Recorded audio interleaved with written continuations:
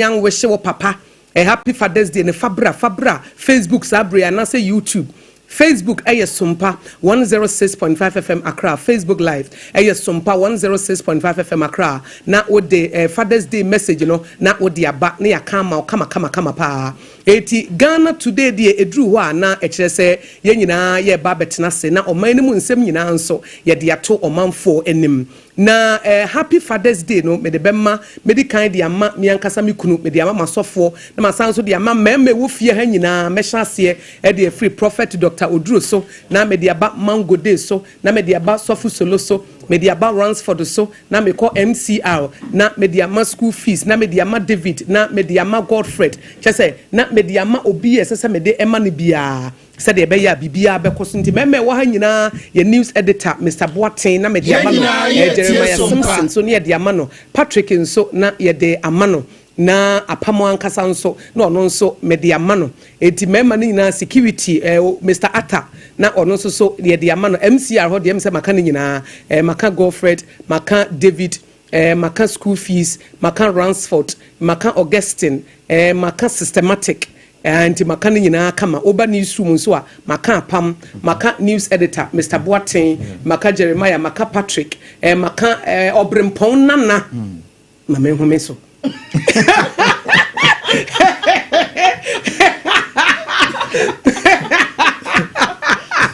Obrempon nana kwaku ampoma ye busane se na dan na wo me so se ne na ma tu ni din no o ka obrimpona na no so okofa nsu aba o home kofa nsu o me so kono nsu owie owie no de kwaku ampoma no ebeto aso nti da bia wo ba obrimpona na no home so kwaku ampoma mediama no na yankase prophet ba ko so a prophet mango day third service ono nso tenam ono nso ye wo hye na happy Father's Day na so fu solo ono nso so ba bi owo bia na megidi se ne first service ye bete the worship wa ha ono nso so no happy Father's Day ye day ema no na yankasa professor Bochi na Owura Bright ye for God and country omo nso na ejina mu and also so your mom happy Father's Day. Into your papa, me mo akwa ba o. Yeah, na security. I'm Mr. Atama wishing. Hey, NS, me. Me ba NS. Ka me ma mo ni di anka. Ai, yeah, midnight security. Sure. NS. Abrantia wo bo adwuma pa wo na anajo. Adana me nam say, nti wo girlfriend. And the menka. The man happy Father's Day na Mr. Atanzo so no. Your man no happy Father's Day. On also daytime security. On also a share chile kama. Woman wo ha nyina na de di kan pa so. Ye de man Dr. Blessed Foster. Wonderful. Ja ye see you. Your friend ye senior man. Yes. On also your man happy Father's Day. And na Mr. Senyo Do. Your managing director at the SOMPA Media Limited. Yan kasa ye papa. Mr. Senyo Do. Etiora MD. Baby I will be Mr. Senyo Do. Once so your happy Father's Day. Mema mutie SOMPA nyina no. Once your mom happy Father's Day. Omo ba a political show so your mom happy Father's Day. And your papa so Dr. Prophet KOFI ODURO first service. Your papa once so your mom happy Father's Day. Ne alabaster asofo ewo ho nyina no. Ye the happy Father's Day any day mamo. Eti apam Yakoya Yapa. Now, my beloved daughter on daughter. My beloved son on radio. Wonderful. And my beloved daughter on radio. Okay. So the only begotten son on radio. Also, your baby are fake. Yes, only original. Money dear Dawson. So the only begotten. Say Nyankopon so wa bebre but was it the only begotten son Yesu Christo ono ne the doba was so and the man Dawson but there was so many one every say apamoi and he osro he ne o mpanifo ho but no obi ani ho ye krado so baba e fam ha efin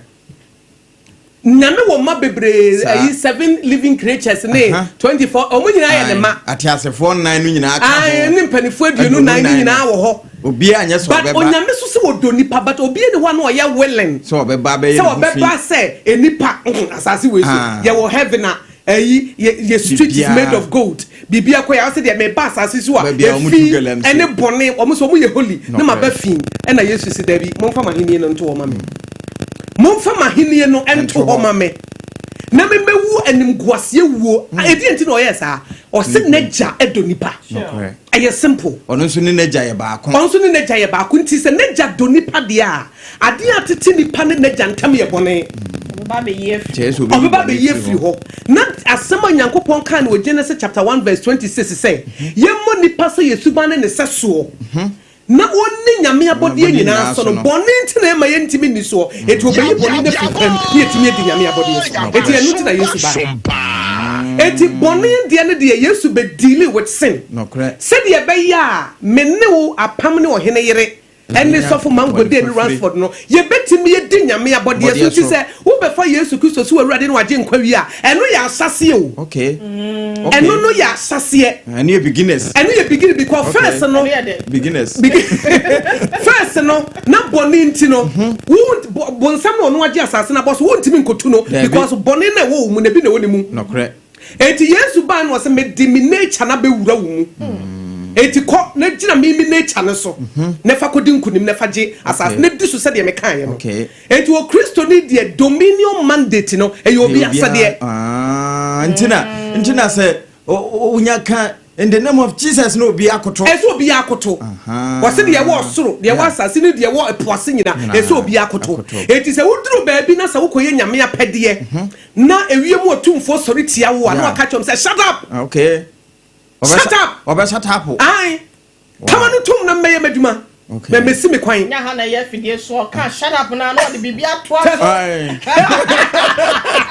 ni atoa so dim shut up okay mama meye maduma okay because me do sunkunim first ne de na me ba me because na di me so ba se ne de Yesu Kristo ne magye nkwa ene mawura won na ye me master ene onu so e boni de se sa honhum eti se wo ye Kristo ne se wo sare mo now we just excuses no because now the dominion mandate no sin no Jesus has dealt with sin it ko na kwa ya adwuma no okay it is a media mu a benya dominion wow emene na musa eye fashion mu a nya dominion babia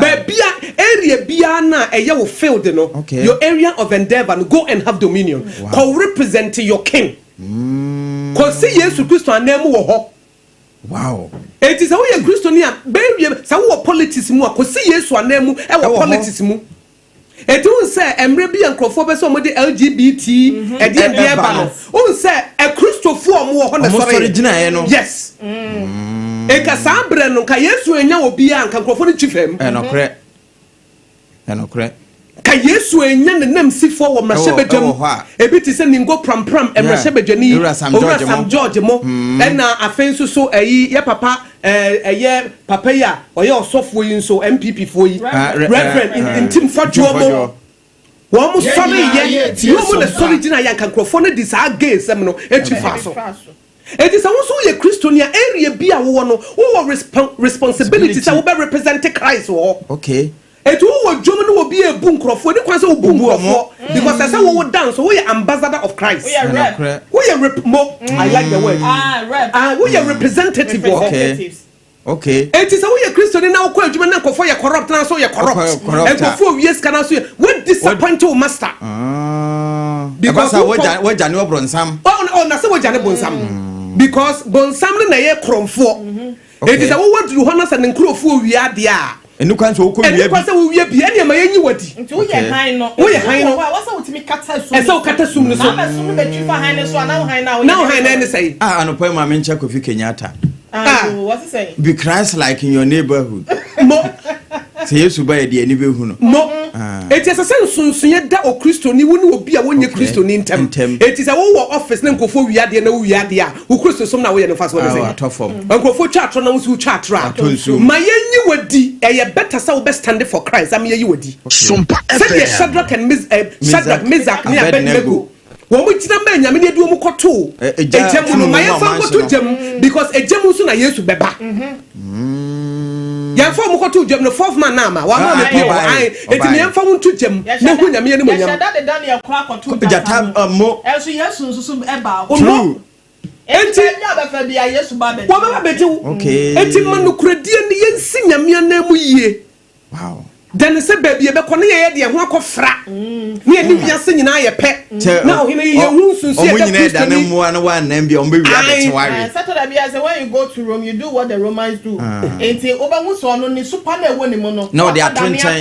no akodi putu fly for na chi no mo nyina aka bom no ye pe Kristo ni e den wa wade tete se konte beti se biasefo se oba mu ni kunu a wo Kristo ni ba de wo bu kunu se bemma enno na yere ya wo Kristo ni bemma de wo do yere because ye commandment na ode ma ye no o se bemma do yere ene wo ba bra wo ho se ma wo kunu enno na ma ye ya wade ye danso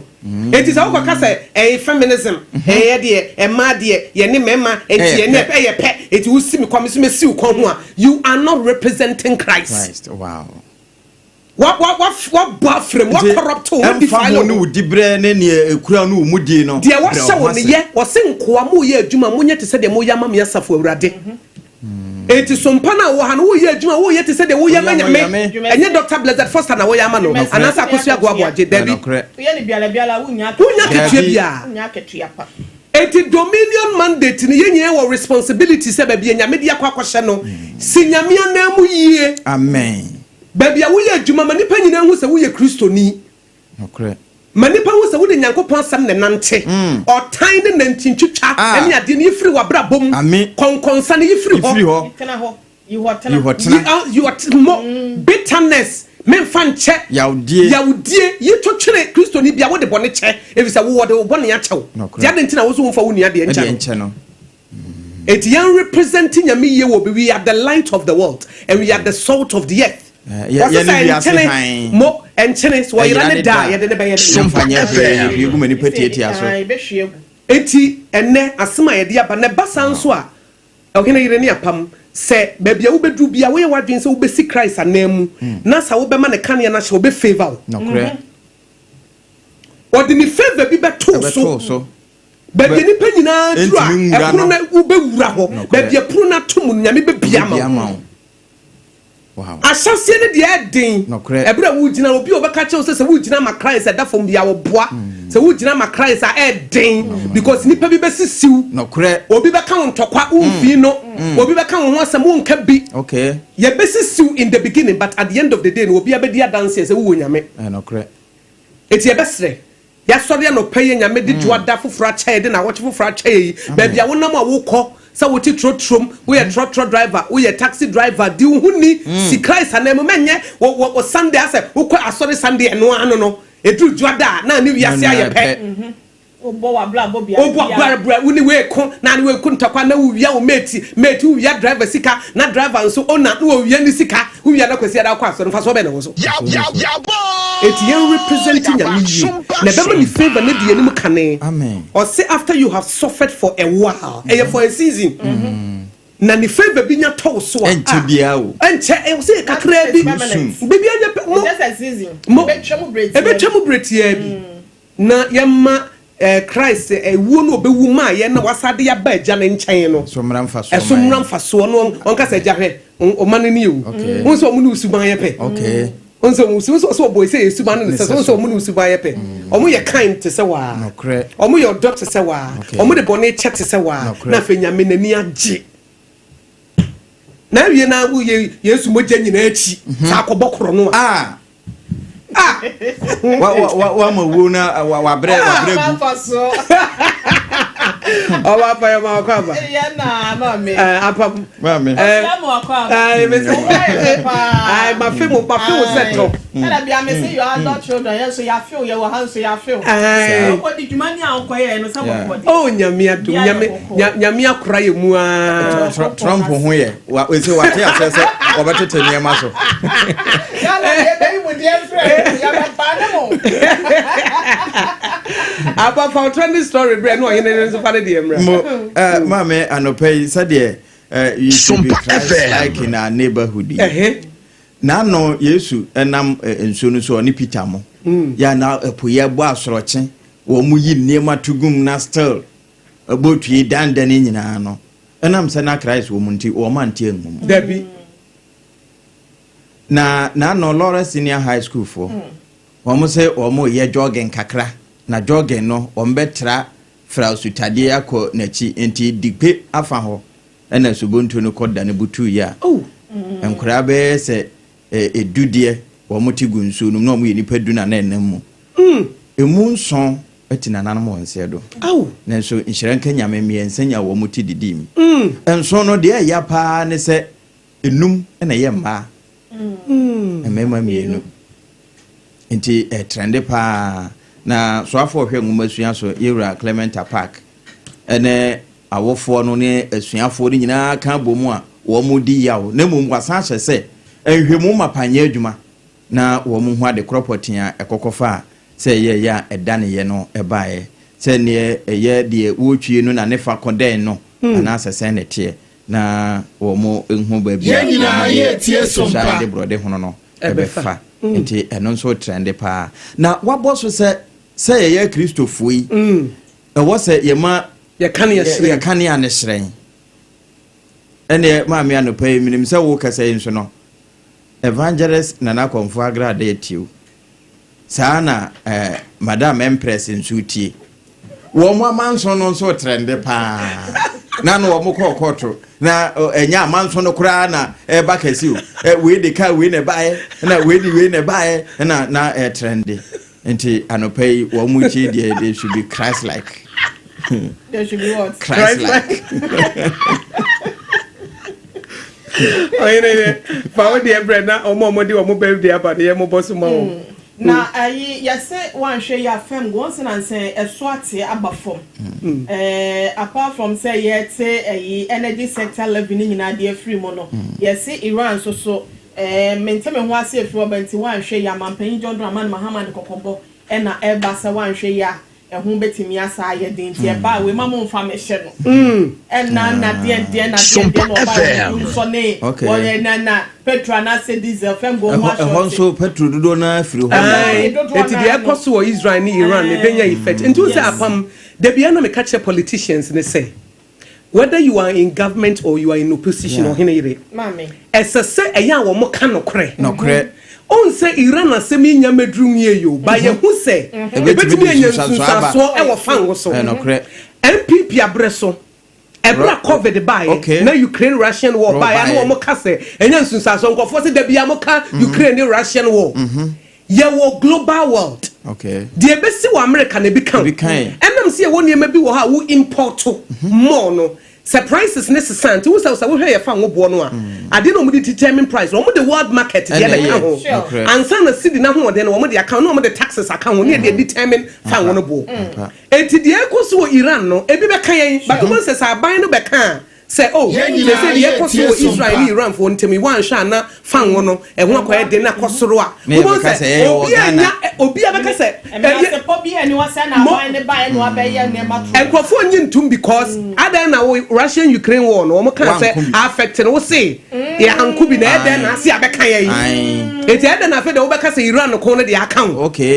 so wasam teme ka say ya na monyofo no mo nya careful sense ai de hyenku no ane ye de ti mo wi sa no wa hwo de enti time COVID by na de bia mo de COVID eso obi anim say COVID by ye o ma bia ni wa anka no wi ase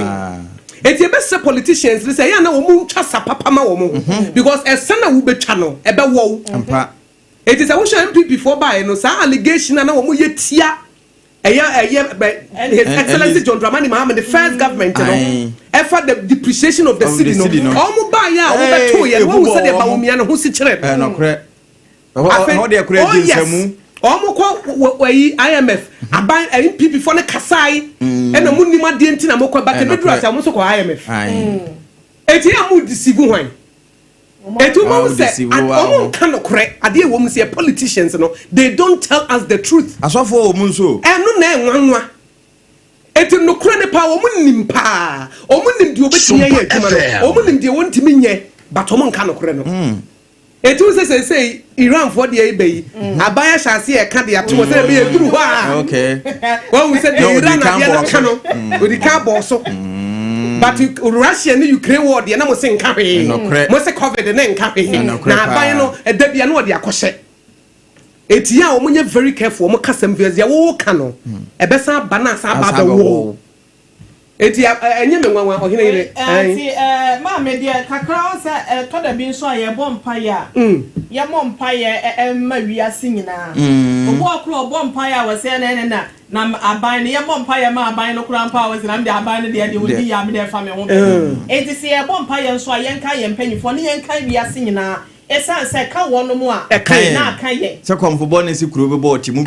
what ya se enti to da bi a sa ne ma na Christopher bi wo ho abo se wono mo e bompa ka se e na mo bompa ye ma wiase nyina da e na me de metega na ha se de ne ba be ka me te no ai ye nya sa de na nya e be ka yesu ne ka se me ye nya mpa boda no aburo na be ka aburo pa ye aburo ya ma man panyina be ka na afawuni ejan ye pempa bo ye kwa sorry enamre bi na government be in power whether NDC or MPP and na tim so mo me fan say mo dem mo bi o mo ye NDC mo na say MPP mo na the our government no me fan say NDC for na wa sorry no mo and MPP for na what government no mo say mo ye mo mpa mama mpanyini say na memu nko yi afebo so hine yo mo ho no NDC for omo shada mo ate ese mo mpa mama mpanyi his excellency na nado danko kufu na memu nko yi come on senso MPP fonso na wo ho mo na bi enemro ka so ye mo mpa ye ma his excellency John Dramani Mahama obon wo mu hunim wo mama ni pie da bi obon wo ni hunim ba wo ka se bompa ye ma ban na so ye NDC na ka se bompa ye ma his excellency enye ya yes way ma me go ni kwa ye ka se Christopher no politics no wura ye mu ama mpai bokra no yetimi ye bias ewom but osi ye mpai ma ye mpanifo eye nhye etidi o wa bam sa wo pini nsuo sa wo mpini nsuo so ye wo government so onye wo government it is your responsibility to pray for the government it's abandon ya na with Israel for call enko asumu wo Babylon o ka tro mo so mo mpai se kro ni yie na mo so di yie na omonye o madwe se nya afa na o mo baba nti o mo ntena ho yie na o mo sisi dan na o mo ware obi o makọ nko asumu captivity no enti obo mpai no man ni di ya wonso be di because at the end of the day the president make a decision bi na nya wonso bi be kan enti bra ya jim pai bo atum aye bompai no we should pray for our leaders say nyame mo wisdom na omutimi form na mo NCCE enu nti ye mompai say Iran ne Israel choko ya asasie enya ensunsun so bebre yemfa happy Father's Day Akosa Emmanuel what their Facebook live was what the happy Father's Day Mr. Pam DJ Ken Star Nkranza wow what the amano and Dr. Baumiaba na o se fe na nana ekuamwa boatin o se what the good morning Akosi Enshira o se happy birthday to Lukman Musa or a member NPP social media team or say onya blissful birthday celebration we free nana ekuamwa boatin Ablekuma Central and o de ma Lukman Musa eti wono no nchi a wode ebre no no ena maame yeboa esiama awiawie ma was what the happy blessed birthday ma Hega Ogai Okai we energy Hega Okai awo kumase eti we executives K Presec wo mo ena ede happy birthday ma Hega Okai kumase eti wonso so nchia kese de ma wono no na yenua obrempon na kwaku ampoma o say is your birthday today mame ansa sapoma Eunice level 400 midwifery student ewo Agogo Presbyterian University Agogo ono nso de nchia ma no so we she no good health, long life, wisdom, more blessings, money, God's protection. Or say I really love her so much from George Boachi Ofosu Pa George ena odema mame ansa sapoma Eunice oye level 400 midwifery student ewo Agogo Presbyterian University Agogo esenya minshra ne bambo ema ohene na mensa JB and so say good morning to you all say me shamo most authentic super morning program may God bless our homeland Ghana and Odehyieba Nana Kwesi George also share live from Winchi SOMPA FM so the happy Father's Day ma honorable brides Esilfi Kumi or your next MPP incoming first national vice chairman, and an honorable Boafo Kwadwo Frimpong, NPP 2024 parliamentary candidate for Winchi, and inshallah he is coming back stronger in 2028. Please tell Professor Abuchi to invite honorable bride Esilfi Kumi. Now on fanema for God and country show no so. Now on also enfane ho emeshim. Enti we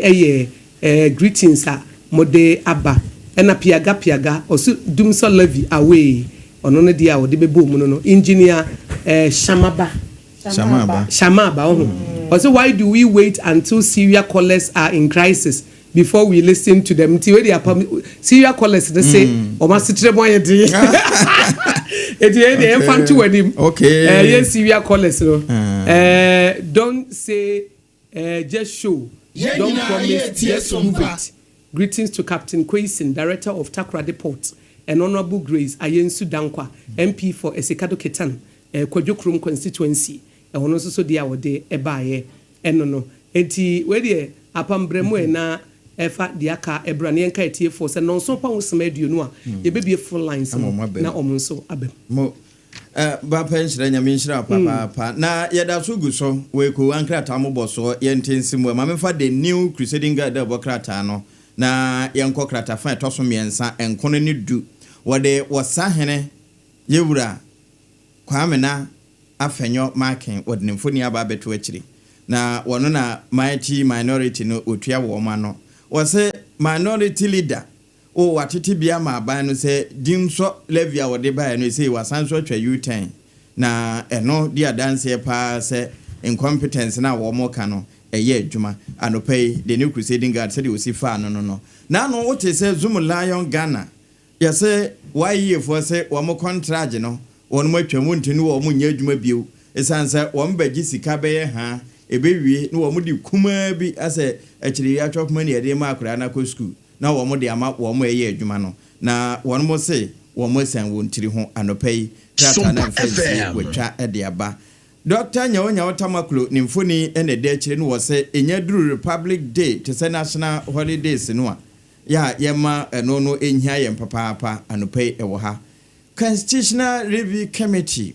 wonom so akeka won ho se wo mo kɔ atifi mantemu ene na afa ene timamufu akwa kodi ahia na fe ye constitution no a wo mpese wonom eye mo sakre constitution a constitution oh okay constitution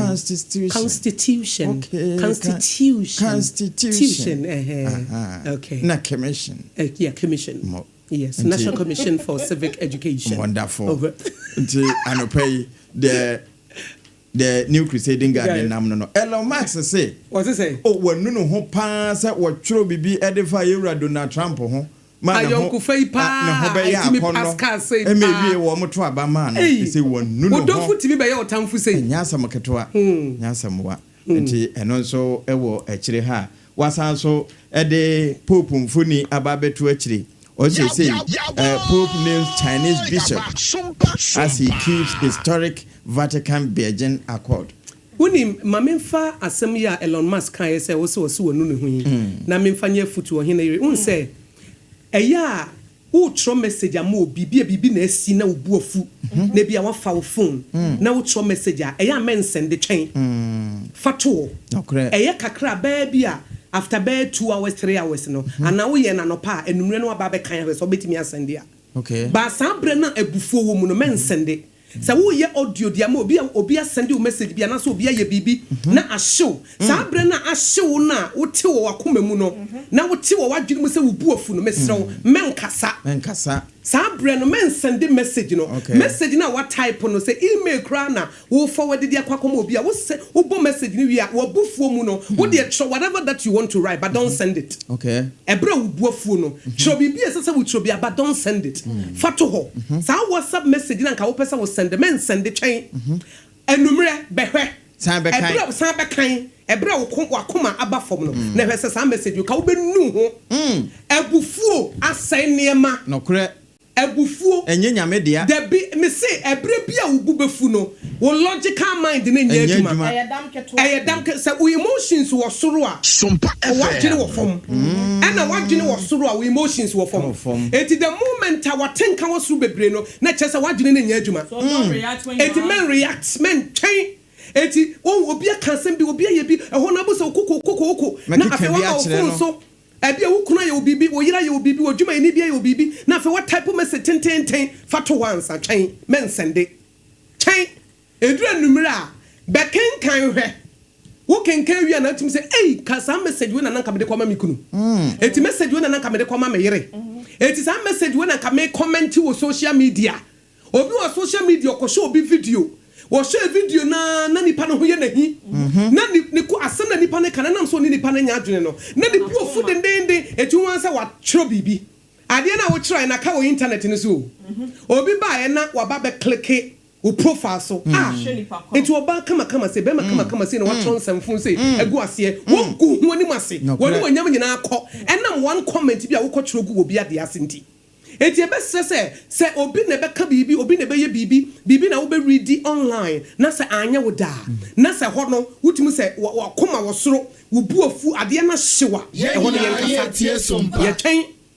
ye tro wo the message na make wo the opa cho but don't send it wo the audio no opa ye but don't send it e kire sa betie hwe wo tie wi na bo se sa de we nka me send ma nipa nka say me relationship minimum baby a one be ma 3 months ama apam wo ma warrior 3 months to their wedding and na oduru fie so wo hwehwe okọ fie na be ma ni ho and wo frɛ be ma na amfa o frɛ be ma na amfa to frɛ do oba bi pekeye etu oba na pekeye na wa musasa oba be na peke eya hwanya so long as our friend no back wa one pick, your friend 2 times, one picking now, or friend 3 times, no, our pick your casa hello now, and your cat take call into so or banchain. Bear money free baby or call ye back. Or be to or bannetin is a partner soon. Or babesia born soon. A honana wedding ye chain. When him said ye investigate ye no. Na guy no, your picky ye no. When a ninia akuma wakosra omo. And a woman didn't come on or charging the phone. And we just phone at all. It is a lady in friend, a woman, a lady in friend, and a necessary. Say hello, and then make cut us all. We're just the phone. Waha, now we're P. Obana and Yabut say, our friend about one fa, our friend the second one, now one fa. Our friend the third one, or Bana Peki, our tea, hello, noir, and an emperor. Bamana Kobe, our qua by a besrano, or man and sasso, pana sumbo. 3 months to their wedding ye cham. I say na wo de chop eba. Ye kukurumpo ni e beso. Nti aware na maso. Nti mesre. Ebra okoko wo suru bebre no wadwene nya adwuma. Wo be ye bibie nu ho. Message na watchro no men sende. Audio no men sende. Asam na wo pesa wo kan twen ansa. Email no men sende. Nyame ya do na wadwene ne hyase ye adwuma. Ansa na wasa kokenkan ahwese. Madwene bu da ho yi nti we me de be ma obi. Bidi we be ma me kunu eya na se ye na ye de anamo asisi yi enti na me pese me gina sasam na wo kan no se le o ma se wo nunu ho ba se wa tro de ato ma de be sie wie na ma akwa ade ba akon so ne se asem we se wan se ututu aboa akokọ ho a ana se bia takraboa bia no na frama fa ntakra ne kọ no wo sa akosesa ne back no edin ana se bia ayi kita graphic ayi kita me na sa what team what take care mo no wajem na frama de ko ya ka se sine kwasesa ne nyina ba there's no way say obetimi anya ne nyina ya kwa bo nya ne nyina enti anim guase bia wagu nipa na wie ya wo how bia wo di ama no wie ya enti no pa obe pacho no oje atomo oje tumu a ebe pasa anim guase no ana se de ayira de wo kan ya eno nti bibi wo wa na ne nsa kan ne nsa nka no e de sa de ne bebre no da bi wasa de awie aka na make say obe say wo pacho na ware na ama so because be ma so wa bomasum na ma be ware wo because obo na so na nso obo na ma me mama ne no say hwe oba we yen hian wo fie ha yen hian wo fie ha so na de be sine na esie wi woni magu asai wade eti se yen kai fasade we hye wotrim ebre bi akoko wo so bi eche se wadwene nya adwuma eye dam keto a men nya bibia e de anim guase e bebro Martin counselor eje was mama akosua well done Ahmed Faisal was good morning my angel ye da se enti we adwenche kakra omanfo no bi ede aba ayakenkan ewo Facebook so hene be na ewi ayemati for kwan ma me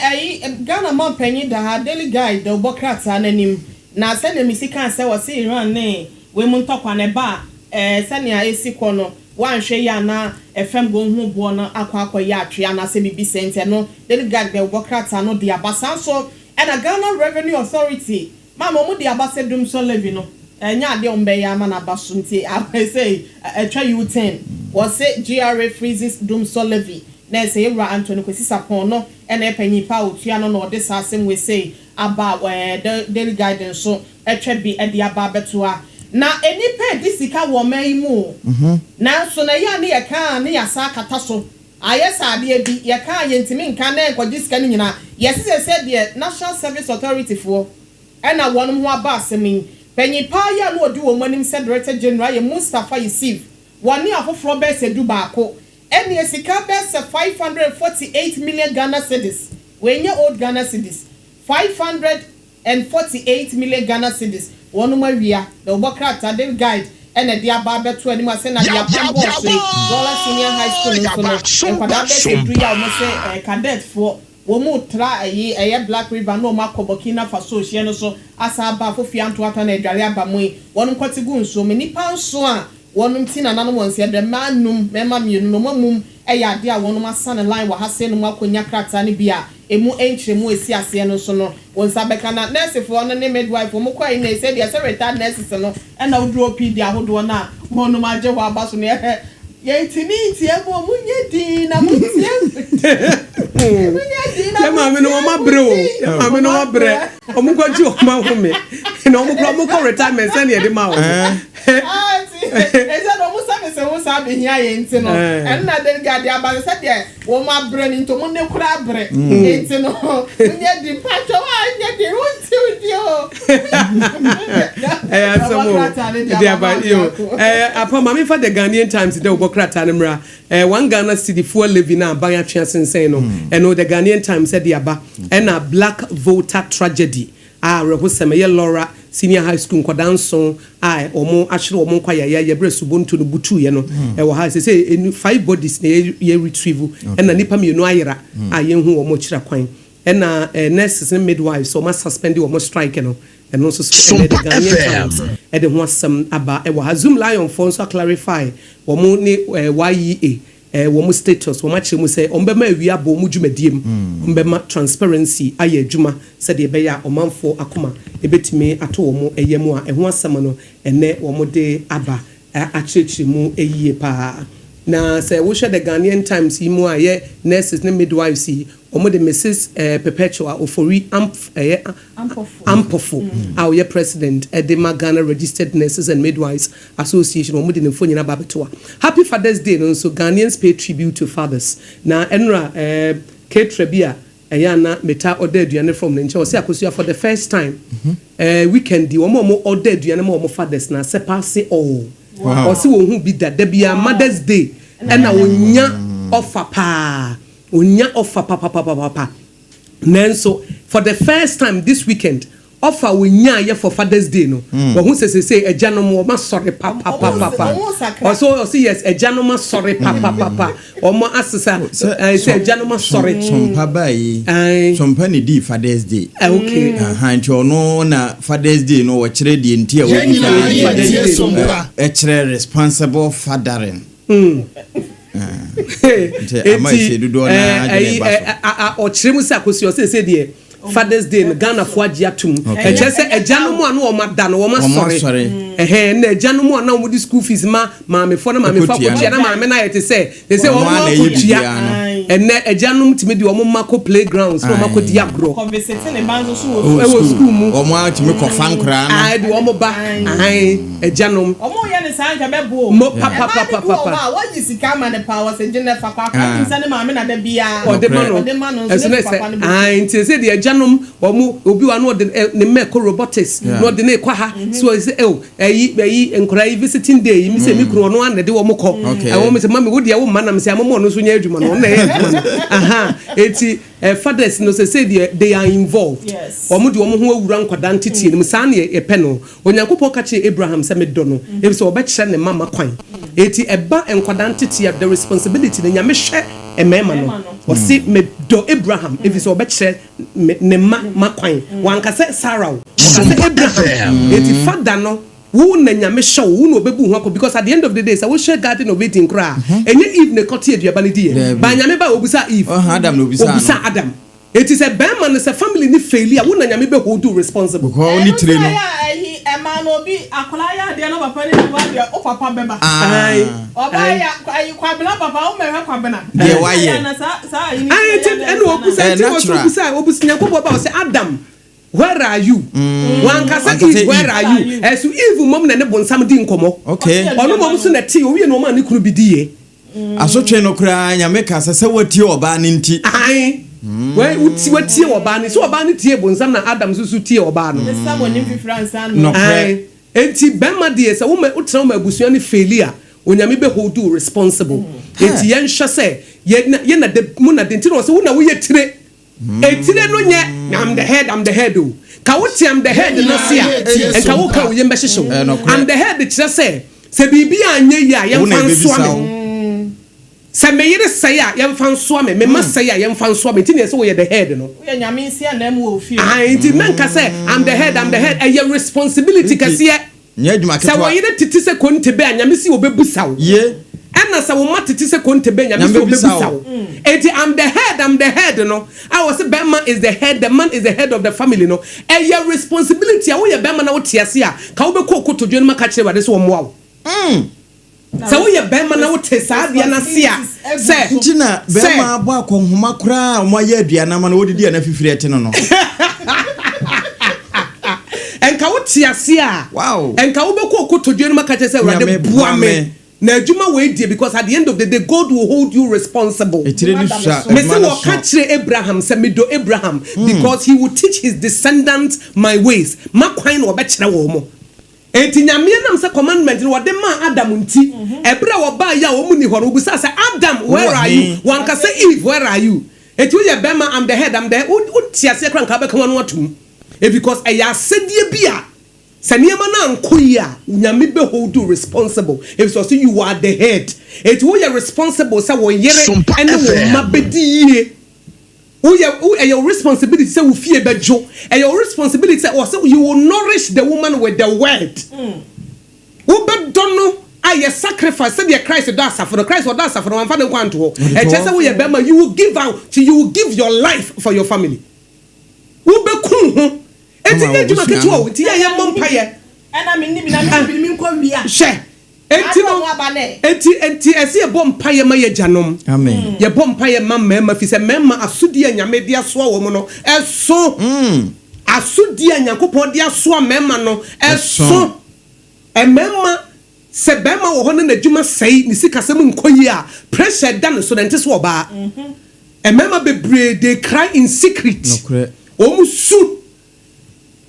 Bentina Bema sa wo yoba na wo disrespect Bema o chese what brand the Bema say men disrespecting no matter what and family the oba fa na respect man because respect na wo the Bema no e Bema edin Kenya bi ni ego be sorry ama watimi agere ne ho ebre mpa na Bema abuo na bre ne man san koyie na sa be disrespect no tietia na fa wo die so e ke kansa bi nsam kire no a wo bubu ne Bema yokra wa ha ne Bema kora ntimi sorry eti e besre say ye kaya janwa ye sade kese betimi akonu san pempen oh yes wo betimi atu asem bia ma bema na ne bema na dwo oba won chen kola na da bi ntimi kwa ntimi nsore da bi sabi wo so kran pa no wo won chen wo ka asem no obi wa oba wo a bema ba ncha fe na sikasem wo de kwa maka unya ka wie ye no a na ahoden no ekọ ana asem na wo betu ama no wo tuma no na na afi wadwodwo ebubu mo ye nuro ne frɛ ne kadwo Kaju. Okay, ya na jo. Eti yamfa ya no. Eti a man your responsibility e be yi oso de nkwa no owu ahye enum. Yenyusu ya no emfam build ye kunum up. Ye mama yemfam build wo mo up. They go through a lot of pressure. Oduru school competition ye high. Be me be you have to make it. you have to bema so nyame di n'adwuma na ma no so n'adwuma so nsa nko ye dia ne wo eye mema maako na n'adwuma asa ya ne tirim ye ne de so atiase wo no nye bema papa bia ba dodo no asa n'adwuma sa ya na ho din e wo fom omo yesa eti ohene ifa ba ku bi twema na yema tie fom na mo okay o ma sha say ebo agu Sompa FM ani o mumre eye 0260196064 and 0260196065 0260196065 and 0260196064 obi aba ho eti emfa na hello hello me ba tue from say oba hima anapa nyame asumdwe enkan so pa yeti o be ma nana amwako a mekasa si esuboy ewo ayensu ano constituency na menchia yelwa kede akom ajepon enne na woda yesinya ponchi da kese de ma yelwa kede akom preko ajepon papa pa de obia no enne na wore de senya pontu to papa nguna na yele le dimaso no manga na so nyame so mpaso ina menchia mi MP obatampa aida address de ewo ayensu constituency ni aba o manga na mu a ye amanyo semu ye ogana ye nyatwo because as ye nka ne kure e ogana ha media na Ghana ene mu aye de wa ha ye ka se ye Russia Ukraine war e ka obe e na Ghana aye shinum ye tie sompa ye na bomb no omoto Russia ni Ukraine ebi meto Ghana ha e na Ghana ye nwache ye wa be ene na nsan a Israel any Iran for the identity consumer almost 2 bomb egu omun here the mama say amekuru oil akoso nti o say energy minister and finance minister I monitor a hold the akoso ho na obi a o say almost 2 bomb Ukraine e bi to Ghana hand ya ho che Ghana na mismanagement rum ba ne say na de o do kasa asem kura che Ghana for won tu ne ya ka che Ghana for e ye juma no ka ne kwa che Ghana for o say ye kwa bato so a me ba chawa wie ye na se na obi foforo nso emra 0260196064 and 0260196065 hello me ba chawa fro say hello 0260 0260196064 0260196065 Sompa FM hello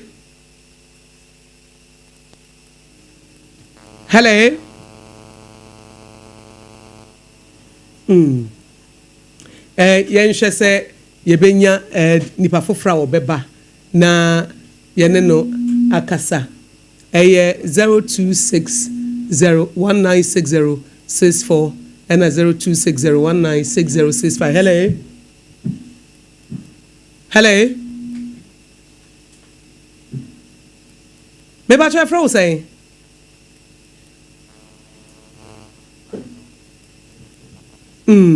hello yeah ye hwese ye benya nipa kro no na ye ne no akasa 0260196064 and 0260196065 yenina ye tie sompa 0260196064 0260196065 hello me ba try fro say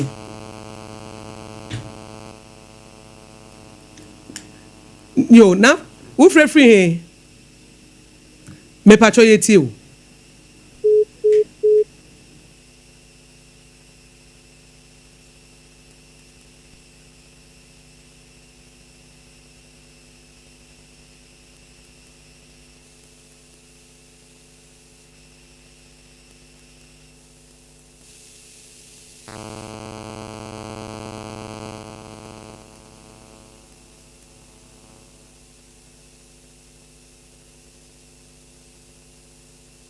okay where the extremo ye hwese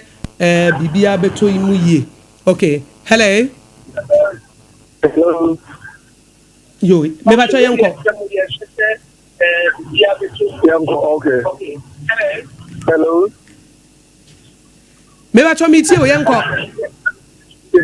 Good morning. Good morning. Me pa cho fra o se na free he. Me pa cho me di oti. Yo oti yenko. Yeah. SOMPA FM. Awodapa. And you're not both and not in Japan. In Awoda. It's saying I mean, here, the man of family, and some kind of Norman and it's in our intimate room. Custom can say, no, what can be said? We are quite or watch it over far. Or watch it over the other one. The white thing is uncle Yema. We are going to set out the other. Only I have a people are baby now. You're watching. We are people are baby now. You're watching. I'm not going to win your Nejima. You're coming in politicians. Because all place on first Carolo, when you're Carol and Pablo. It's no one else out there on my almost the politicians need too much. So you will be not the best. No, not in a cool with the shower. And you watch your teacher, and you see your phone, and you see. I don't know, somebody learn politicians need too much. And I'm Kalana, a cool team on the so, and I'm a Bushia, and I'm from a currency. Mate.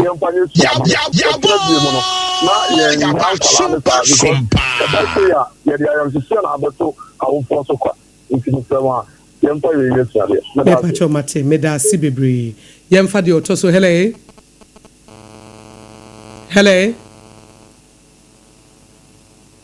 me pacho e fra wo se na free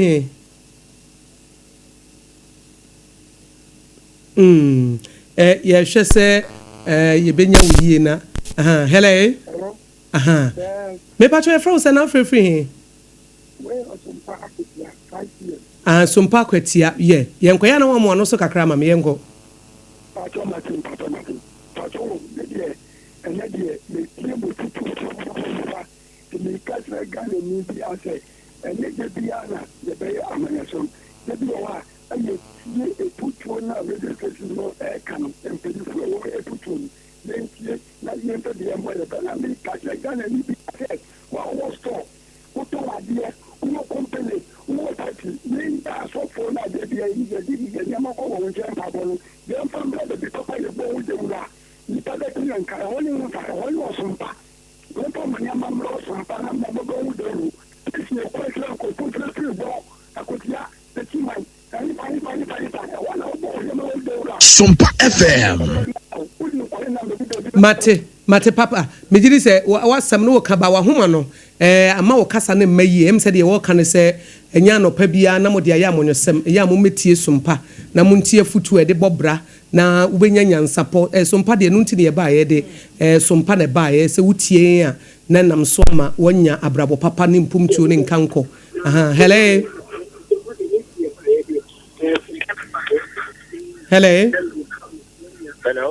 me ba try from say Never, but many people can organize a so to every SOMPA nya so to yo SOMPA nya so to me yankwai you na na pa mo nya me adum ye ho ye tie o ere nya bi ka man ban check ka fama anya so to fo nyina na me ban check ka ma no ti jama go afanya ma ti ke wa den kan ho oni me no ra buta me o ere dina secretary that ko de kun kom de wa mo ban dunya ba an economic fighter American president can and then the say no and this for the bomb water for him say one would want to know my dollar a done now he was in your what I say it's a nan who can come for him Yenina ye tie SOMPA to cause and do cosura I don't have to watch that to grow back at the of to get effect or so woman in some baba bomb with me what was the papa to come magana to over to go magana bravo and so now obi kan to kwana ni sika se no ma jamo mo so mo no mo ye what I say and it's to mamwa mo to papa to buy events like be 40.7% what be 4.something%. And the most of the ones that we refer to him as I go to sika and this about no more one kind of correct that when you mention who say so the one to this so you get better to the boy who brano and I find because that was thinking about almost 50 million there. Ever ban free. so so because last what you that I don't have a last your photo that kind of Mr. Mano. Mate. For me, so suppose you. Why did what more my gun? I got an then put him. Don't date with us. Menso medase. Memfa de otoso ebiem 0260196064 0260196065 yemfa kola wo chatwo na fe Sumpa FM. Hello. Me ba try from say. Hello. Udem. Oh, I don't want to catch up on Coverio. Yo, Eja. I don't want to catch up on Coverio. Of Fanko Sumpa, yet you. Tell me them wrong. Udem, Ajani Modem. I'm a family church, I'm winning now. Yeah, that's it. I'm a family church, I'm winning now. Move what you want. Yamushamu. Okay, the economy, Mamma, Doctor by honorable by a tampon. Naminchia, honorable can come. Wadu incoming national chairman. Now I'm in Chia, the General Secretary Kofi Kansana. You are making an answer. But Yomokase, Yenina, yes, Maso, Kurumuya, and Yanukre. Because you're money, you're the dim Komokase, and your money as a supervisor, there's a Basurbi. There's a Basoro. What you say? And Yamano Masi, Matisuano, there's a Omasa to move a beam. And the Lonomo Bonsa Masa 3 months or by and why you know I say. Yes, you want to be our wire at the Sagana separate. They go down and the Timusa and yet. What do you say? You knew baby, young call baby, and so. You over 2 Yanua, won't see any Yanua on your Massano, and run your dance with him. What do you say? And this is the moment for the Biamaya Christia.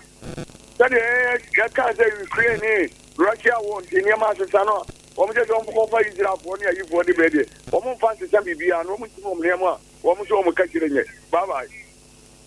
Medase yedi besi ha we atie for henere na said greetings be how the betu jana ma menchia Madam Catherine Eje watch ra de wo jache DA2 wo ne birthday onyankopon koso ensure we K-Presec the executive na ma wo yesi ye do pi na me papa ba ko me brother ma de nyina Dr. Richmond Champion one so Christian Service University enrada Sumpa FM me am machine to amfa akwanya isu na happy Father's Day to you, Doc. I really love you so much. Na me ensure upi woni abusuafo ni nyina ma. Yo, any apam also fa de chat on here na fa good evening samomra. Emma Dr. Blessed Foster Dr. Sister Somo. Any 21st adokotafo ni nyina. Me mo happy Father's Day. And if adesia wono mu wo bono East. Ene ne bono region nyina ye janom. Me happy Father's Day. Yo, enti 21st clinic there said the apam kan ho asam no. Se wo ho na se wo to ase twon. Na asa wo tena sia. Na wo to no eye wo ya. Asa agene bi sa. Na asa agene ntini bi wo to ase ho etimi fa wo sire mu akosi wo na ase ho no. Na no se mu ka wo due ya eno ne friend sciatica no. Bebre nim se ye no a. Sciatica no wo to ase no ntini bi ta ho. Na ntini na fa wo to ase ya fa wo sire mu abesi wo na ase. Eti eteno bi ade ne chance ebo se wo 19 ho ase bibi twem. No correct. Eho no mentena ho ma ne medru wo to ase ansa e ma ne mfro masoro. Wunya te wo na ase fom ho no ana wadu 21st clinic ne ya hwe won tam. Se yen kran ha tantra he run about eho ne yewo. Se ufri amasaman na eba yewo wonsa bonkum so e na ufri ebi ya nkasa sompa ha ya na anam e na wo fatantra hills ro so ne wonsa nifa so e na ewo 21st clinic de mesrew sore ko mu amofa ba bia adwo stroke yare wo mo bo adwuma na monko na yensa mo yare emamo number ne is simple 0540311311 0540311311 na with them Hajia special foods Hajia special local foods aduane papa efie ene ho eti ma unipadua no aduane pama nini no na wase eti agya no mu dan no as one fa papa MP ne fa ne pie ene fa ne ko hajia special local foods man nko no nko didi man ho nto no enye da bia na dadi bo akonhoma ene de ma no mo ma akonhoma no na nkwada no mo ma akonhoma no ebe kura nka mo nkasa na awotwe mu dadi memmo akonhoma bo ne so ye na ye mmo na didi kama pa na bibia enkoyi enu nti hajia special local foods the ingredient papa na ye no omoka ho ne de wo krata Ghana Today trending stories ni ade nyina ye de ema mo ti yes sorry sweet na safo kantanka be ma betena se na wo de agudi ho nsema ba wo ye ya na prophet Dr. Oduro na ono so e the first service na ba koso atu Sompa 106.5 FM na wo na wo chene chance ye ya na ewie wo ye yada mo se amen. This is our own, let's cherish our own. Ghana Premier League is back again. I say this is our own, let's cherish our own. Division 1 League is back again. This is our own, let's cherish our own. Ghana Premier League is back again. This is our own, let's cherish our own. Women's Premier League is back again. What dog can one and EJ can one the ration one what dog can one and EJ can one the ration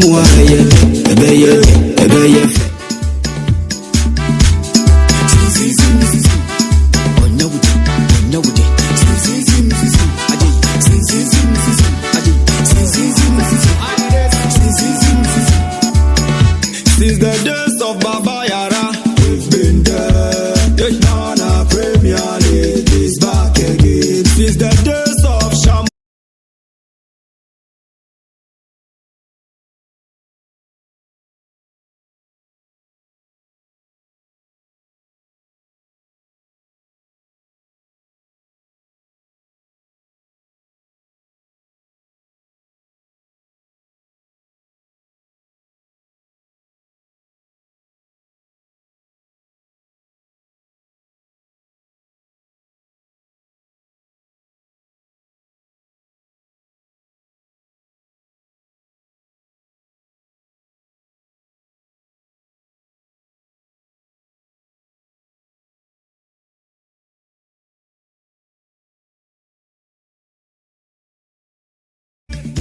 Yensa mo bibi ache na ye mo bibi akwaba ena adwada bosume ensia ne de toso edu ensia wa fempim yino na du no enum so de Yakopon ase ena adwoi wasan de akode aba sunjom ye ho ye ye da so atinkwam de chema da bodwomo jedi mu afusa ne ena so asaba ye da gude mu nsam ena ye to aso efisa be kopem se nonso anasem no nwotwe ebebo ena da gude mu nsam eba na nwotwe we ye na nya asam gutwa akwa amtse na fake up matches na dodo na say matches we grand finale team eba so asane kotoko ne golden cake mu sam bebrebe eba sanso a club world cup na owuro mo ko fun close a eno so na otwa we etimi eba so na pede mu sam ebe ma ati for secure sanitary pad na pay omuta echi na adwuma de ye de eba sanso am ka hit patch enso asana anopay and I would do some air bantino a young boss one ten so fa my ati for no na say MTN FA Cup grand finale no and also 8 me ba so na between Kumasi Sane Kotoko and golden kick and about University of Ghana sports na start na best simano be do enuma kon dunsia so na kwa poku na first school and ma Sane Kotoko no golden kick ever take 90+5 na je say ho na penalty na penalty mu sem no edo so ema na anu Asane Kotoko so etimi ko secure sa penalty na almost etimi ne 90 minutes plus 5 no Kumasi Asane Kotoko 2 ema golden kick so no etim ba kuna after the game no ensem bebebe na eba na golden kick officials after the game penalty Referee jam to and the no ha Latif Adari penalty okwaje no yenti ensema golden kick officials no omoka ensore fa ho. Look at the spectators here. Look at what people do. This is the rubbish game last people. You call this kind of football. You call this kind of football. Oh no.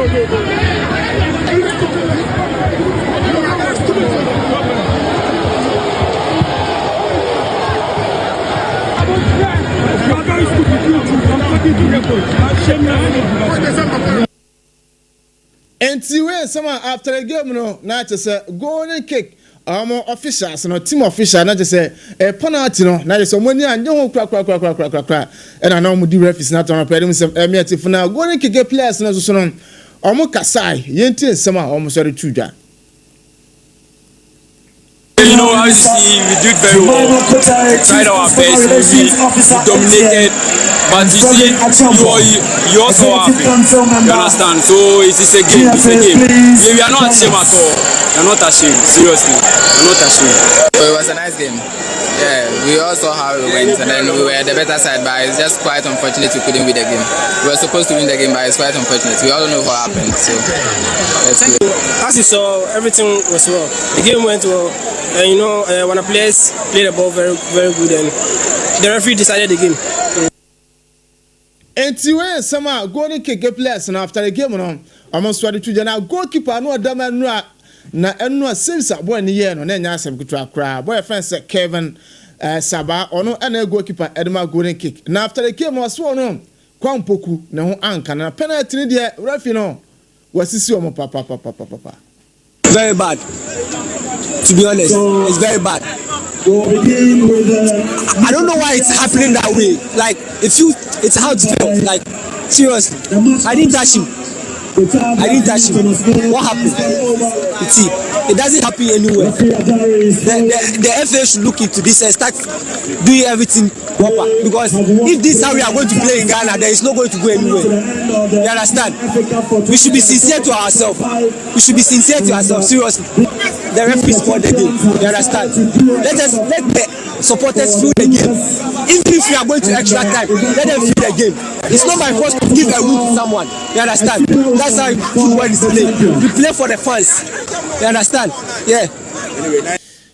Enti when sama na chese Kevin Sabaone goalkeeper enso Edema golden kick adutu ya na pere sem ema enatiefo na away from yantintom ne unu makotoko nso aso e Kwame Poku enu a wono nya 2 goals Edema Kumase Asante Kotoko na Kwame Poku after the game no ene busa Poku Kwame game no hu ne sense so nya 2 goals Edema club na penalty ni kura na penalty ana. I'll give thanks to my team for winning us this trophy. I'm very happy as a player and then for my team because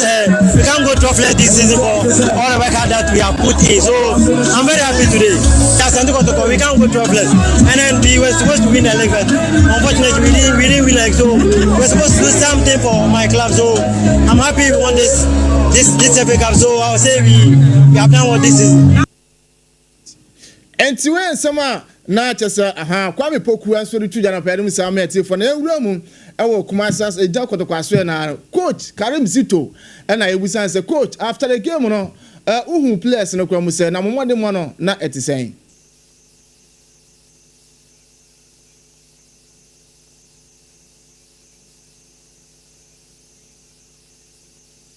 SOMPA FM.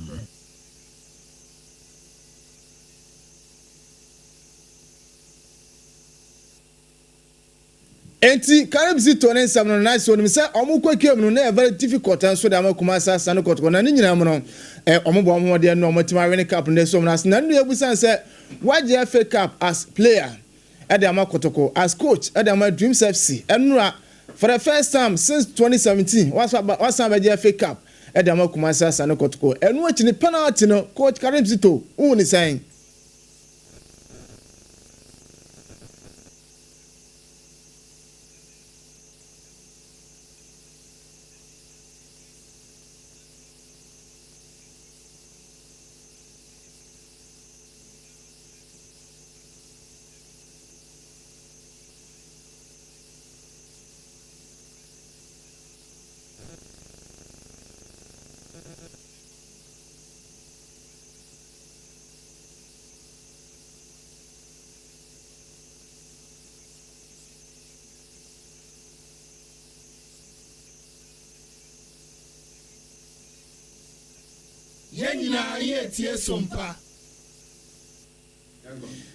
Enti we sama na chesene anoso baya ade musama te ko coach Karim Zito na wotene kan penalty no se he na clear penalty was we plan a referee delay but born in the house na penalty enti I know smart academy to so that we am pedum say for na losing coach na ayo reference Fifi Parker Hansen and we say coach after the game o boys no who am the more saying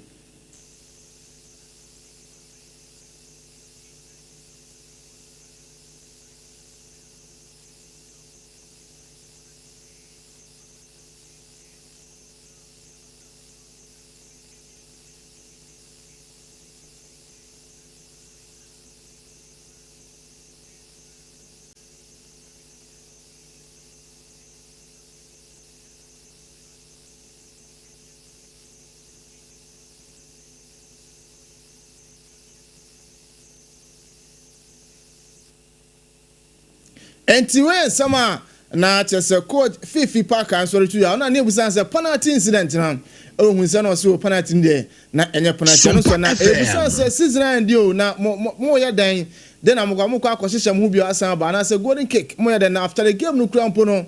u players na kasanga so mo modern mon coach uhun ni say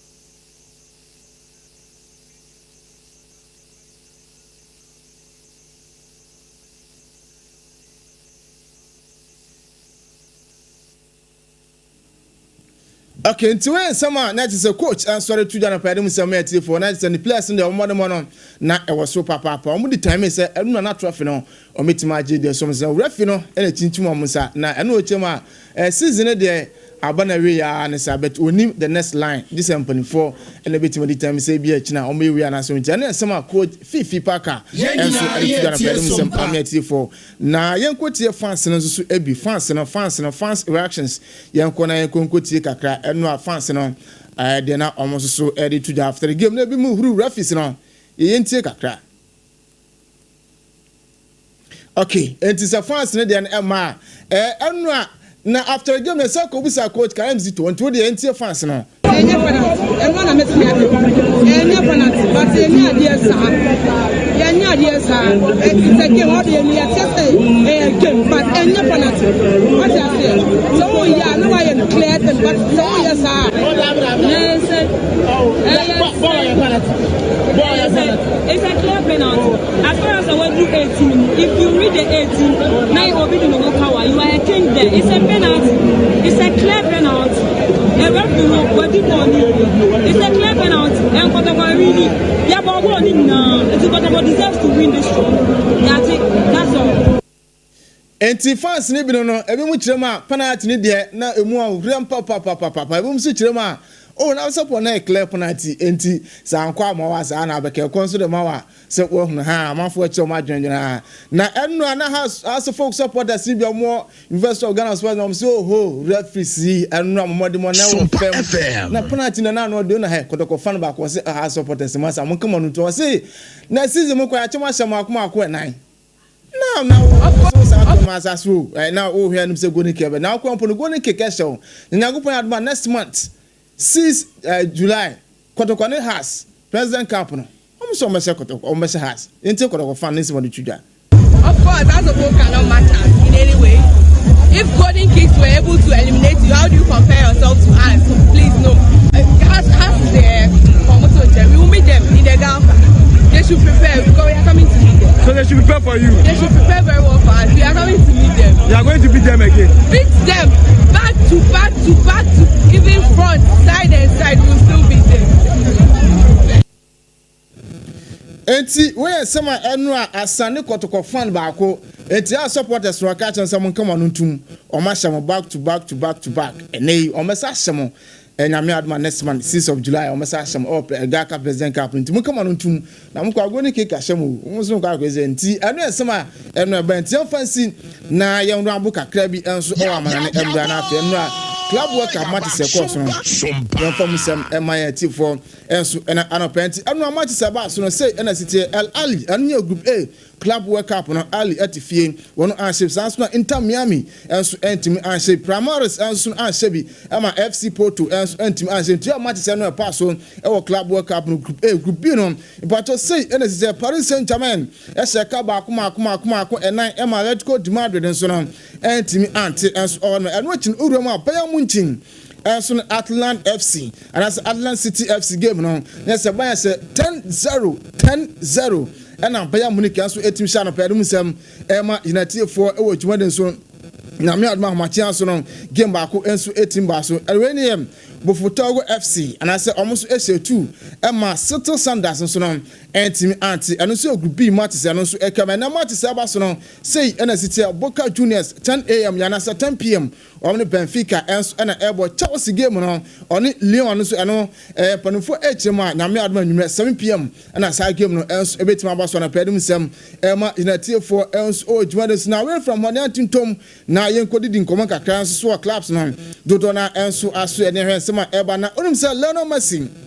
and against not just a team fans Ali no not just a 4 shot massa na Messi bona keeper no your bona Messi Ali keeper na o inte anu sema eba na just enu around say Messi and Ali ne de na Inter Miami versus Ali no na ehun ensem enya asem kwa na boy fans Lamine Yamal and ebusan say onu fans Nico Williams ni some national team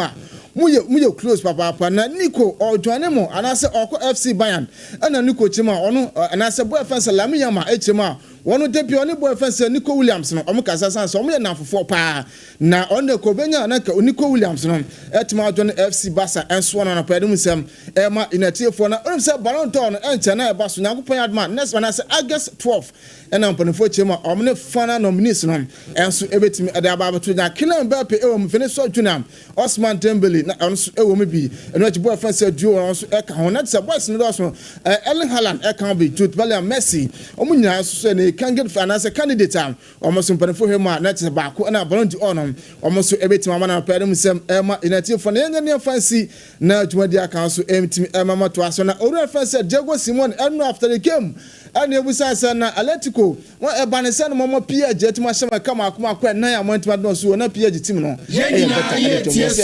PSG better enso e team na pedem sem MT Fonti yan fancy na Nyankopon adema ejina chane abana da kam bia na ye disna Prophet Oduro enso aba to aso fisabe kopim se nondu ebobo secure sanitary pad no pay almost so yasna sanso akwa patch enso no esumu na adwumadi yere bent yan fancy Prophet of God a man go day make us some papa na pobo voices ni na Odehyieba Ransford edem ko Facebook FM safo kandanka ye dey see adwumadi aka to aso. Special from the government of Ghana National Petroleum Corporation.